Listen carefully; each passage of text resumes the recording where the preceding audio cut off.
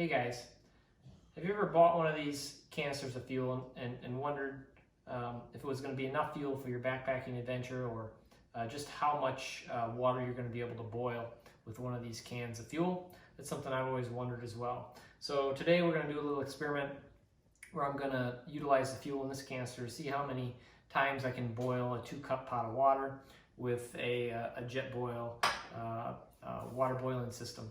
There's a couple things that I'd point out about this little experiment. Number one, I think it's important to have enough fuel for your backpacking and adventure. And number two, that it's probably not going to be exact numbers, because there's several factors that impact the boiling temperature of water and how much energy it takes to boil the water.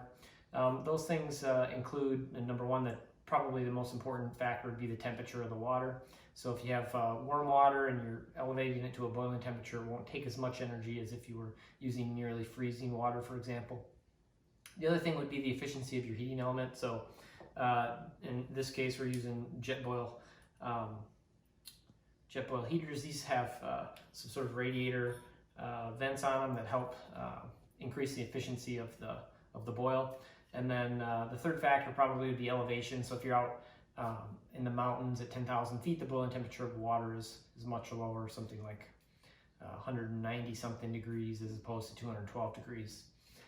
Here we're at about 800 feet of elevation, so that shouldn't impact things too much.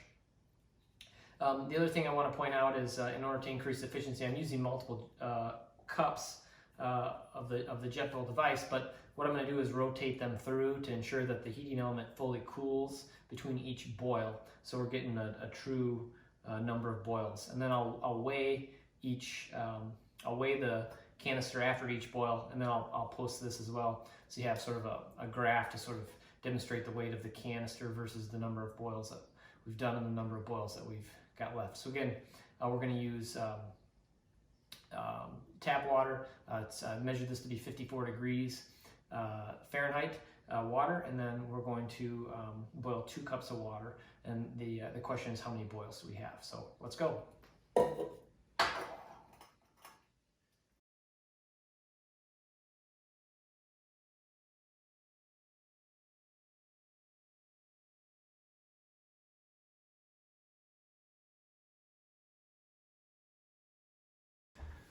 Okay, so that was a lot of work.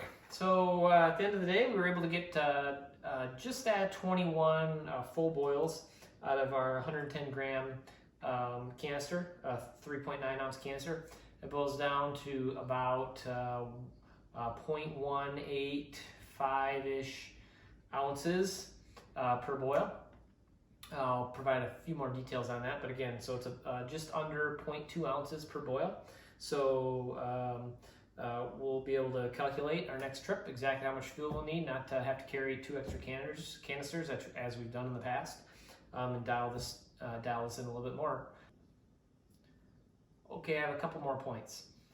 The first is that for this experiment today, we're using an MSR fuel canister, and you may wonder, is there a difference between the MSR fuel canisters and the other brands of fuel canisters? So we're actually using a Jetboil stove today, which is fully interchangeable with the MSR fuel canisters, because these nipple sizes here are all interchangeable from what I've found using about 4 or 5 different manufactured fuel canisters.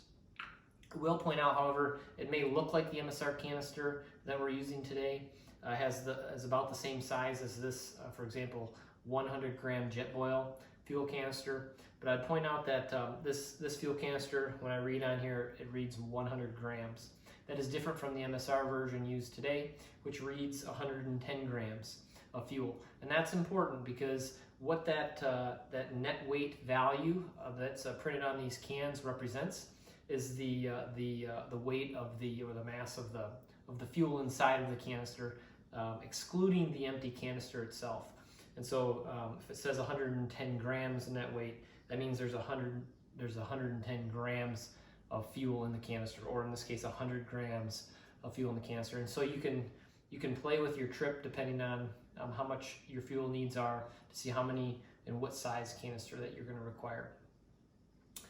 The other thing I'd point out that all of these canisters that I've seen are a combination fuel of isobutane isobutane and propane. This is different than straight propane that you might have on a heater for camping. This is a specific blend of fuel, and it increases sort of the amount of heat you're able to generate per weight of fuel. The other couple things I would mention is that for this test, there is no wind. We are indoors today, and so when you're out camping, you'll note that wind will decrease the efficiency of your fuel by essentially blowing your hot air away. So you always want to burn or cook in essentially a wind-free environment. Additionally, I didn't use a lid for this experiment, and theoretically having a lid on here could also trap some of the heat in as that water heats up. It doesn't allow the heat to evaporate out. So when you're out backpacking, you want to make sure you're in a wind-free environment as well, and that you use a lid if you safely can use a lid.